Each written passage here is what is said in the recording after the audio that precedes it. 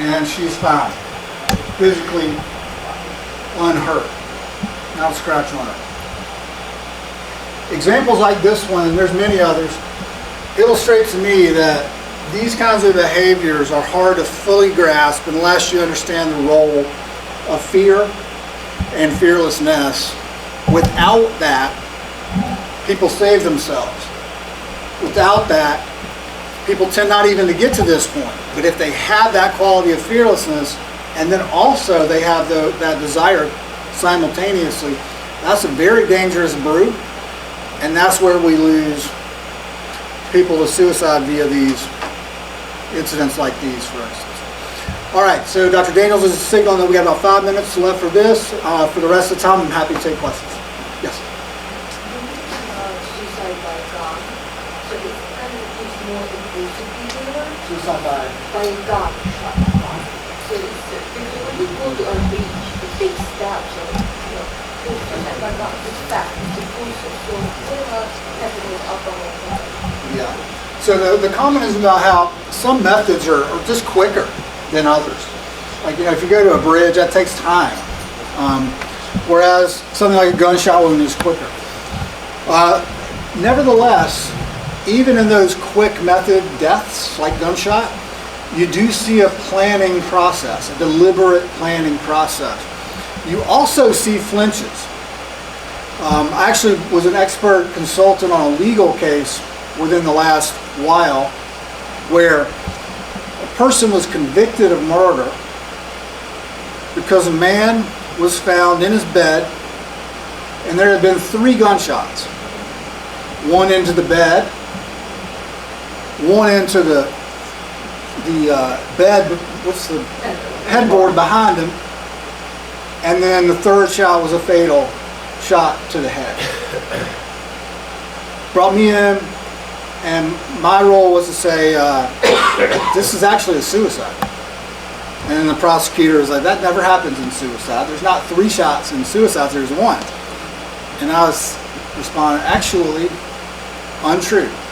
Usually there's 1, but there's a lot of documented suicides where somebody's got a gun, they're not familiar with it, they haven't used it in a while, let's test it out, shoot it into the bed. Number 2, let's engage the fatal wound, flinch, because it's scary. And then number 3 is fatal. That's what happened in that case. So what I would suggest is that even with the fast-acting methods like gunshot wound, these deliberative processes are at play.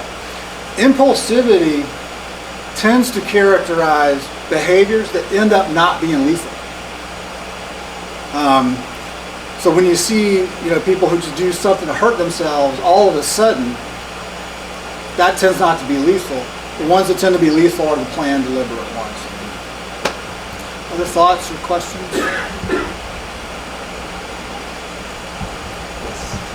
I think for us clinicians and practitioners, what we really should be trying to measure or get a sense of are concepts like the will to live and the will to die. Yes. Because it looks like and to what degree, I think the risk factors that we are identifying now when we try to make an assessment of suicidal behavior, I don't think it includes the aspect of the most crucial aspect of your theoretical orientation, that is capacity and the will to live and will to die. Well, Just I agree with that. I'm going to put that image up again so I can get it.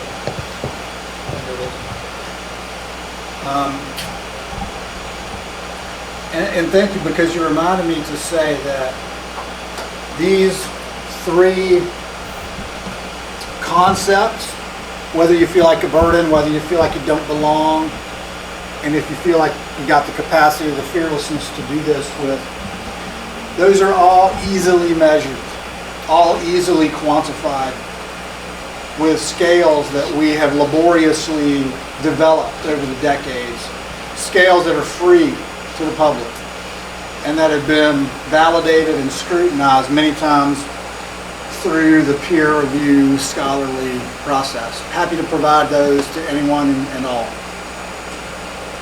You can also do it even some more simply than that by just flat out asking people. Describe the concept. How much do you feel that way on a 0 to 10 scale? People will give you a number. Usually it's pretty accurate. And then also assessing, will to live, will to die kinds of balances. That's a real useful clinical activity. Yes. Taking a leap from Dawkins, would that be something? I guess I'm would that be something then that might be hard in the fitness to do? I'm kind of giving the minute, the limit of the baby by capacity, specifically capacity hasn't been included. Is it now the time that can actually become a part of fitness evaluation? I mean, I would defer to Dr. Dawkins on it. One comment I've made before she does is that this capacity, without all this other stuff, if you just focus on it by itself, it's useful. That's what I'm asking. Yeah, it's helpful to certain occupational groups. Combat. You gotta have at least a little bit of this to go into combat. You gotta have a firefighter. You gotta have at least a little bit of this to run to a fire and not away from a fire. So assessing it by itself might be misleading, but if you assess it in context with these other things, it might be informative. I don't know, Dr. Dawkins, if that makes sense to you. Yes, of course, it does. I think the questions that are being asked now really doesn't get at what we're trying to get at. You ask somebody, are you suicidal? And they say, no.